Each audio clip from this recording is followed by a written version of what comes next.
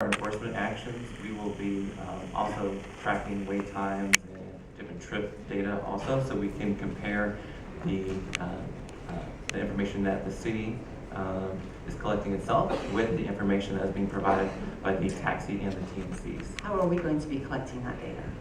We will be requesting service from both taxis and TNCs and comparing that to the data that they report to us in aggregate. But we won't be able to know which drivers they have.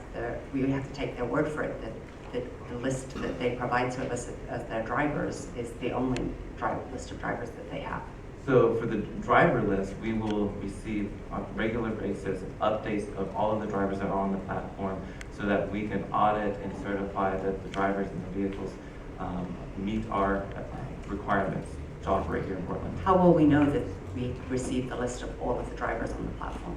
For one thing, all drivers have to register, get a business license, so we can very quickly determine if the list from the TNCs is matching the business license database. But if they give us the list of only the drivers who bothered to get the business license, how do we know that there are not other drivers who haven't done that?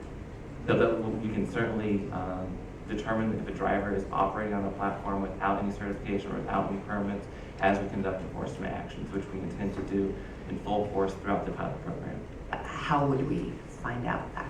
Commissioner, the drivers that they're certifying are on their platform are being signed by an authorized officer of the corporation under penalty of perjury and subject to the penalties in the code. So if we have any knowledge that they're misstating or omitting drivers who are on their platform who they haven't sent to us as for certification to operate in the city of Portland, we have the option of revoking the permit from the company. But how would we find out?